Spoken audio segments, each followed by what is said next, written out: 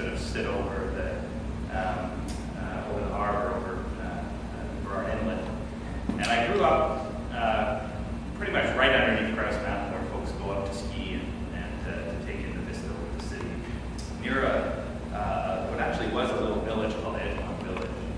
And back in the day, this was sort of carved out of the woods, and there was one tram line that went up there, and my grandparents had literally gone up there and bought a house from Woodward's, which is a department store. That's how they used to go about purchasing a house. Bought a house out of the catalog, and it was taken up to this plot of land, which was just a stand of trees. And they said, "This is where your house will be, and we'll build it for the fine sum of $14,000. We're one of the very first houses along Woodbine Drive, just off the edge of the Edgemont Village. Time passed, and the village became a real village with all the kinds of things that you would expect in it. In went the Anglican Church, and in went the United Church, and by the time I was going to elementary school, there was sort of one of each of everything. There was a high school and elementary school. The village was as you might imagine it to be. And on days when I wasn't in school, because there was a professional day or some such reason why I wouldn't be in school, I'd walk my way down a big long flight of stairs and through the village into Woodbine Drive and to my grandparents' home. And I'd spend the day with them. That was sort of the routine. Dad was off to work. He was a pharmacist in Shoppers Drug Mart. And my mom was also off to work. She worked in the whole field of early learning, early childhood education, and lived a nonprofit leader's life. But I would spend the day with my grandparents, and I hadn't given much thought to the experience that I had, mostly with my grandmother on that day. Because what we would do on pretty much every occasion is, once we've been through the usual routines of treats and getting set up, we'd walk through the village and up to the church and down into the basement of the church. And there she was, alongside many other women from the community, who were, in their sort of 40s and 50s, and they come together with a kind of common purpose. And that purpose was to help young moms. Young moms would arrive in the basement of the church as well with their newborn babies, and they'd be there to get the support of other women in the community.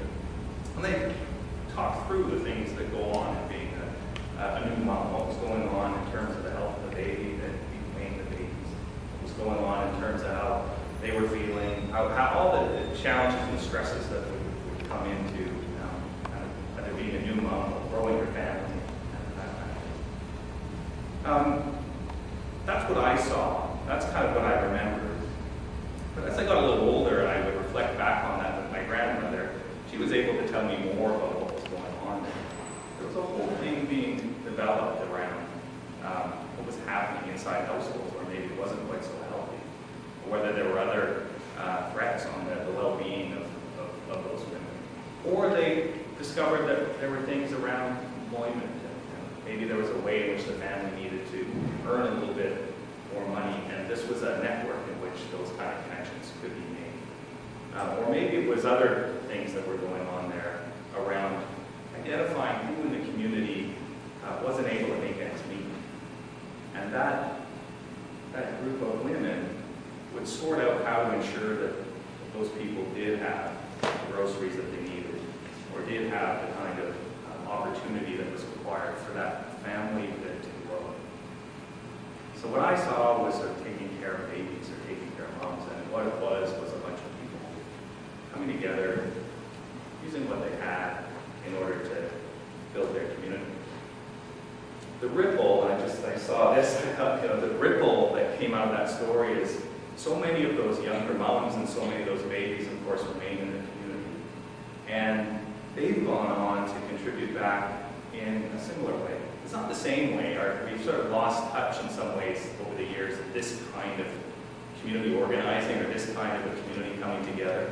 We now maybe connect more through Facebook and other ways, or maybe some of that informal community organizing's been picked up by more formal structures, not like the Community Foundation, or other kinds of organizations. But the point is, at least in North Vancouver, many of those younger women who came in there have gone on to continue that pattern, to let that ripple play out in the community I grew up in. And the fascinating thing, because since I agreed to take on this job a few months ago, I've been able to connect back.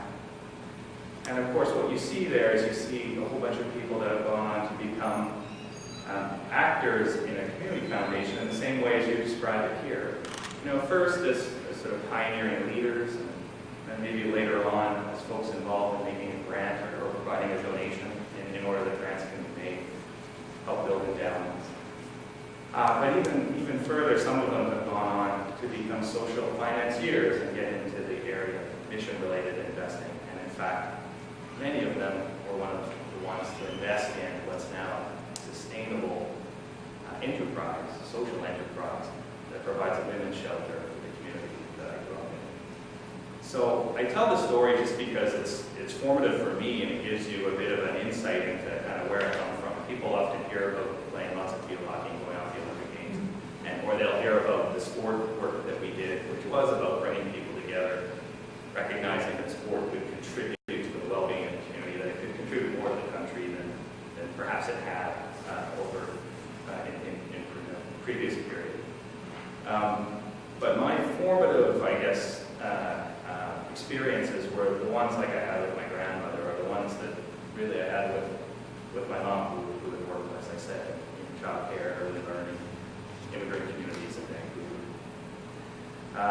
And that shapes my thinking.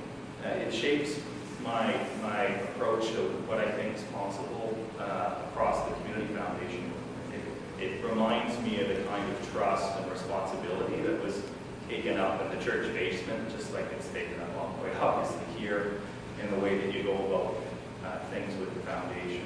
It encourages me to think about how we kind of open ourselves up to make contributions, and not really so much to think about it in terms of charitable terms, but to think about it in philanthropy as the kind of giving nature that we have, that we become ready to make contributions, that in fact everyone's got some kind of contributions to make. And when we do that well, I think we discover kind of the wealth that's out there in the Community Foundation movement, just as there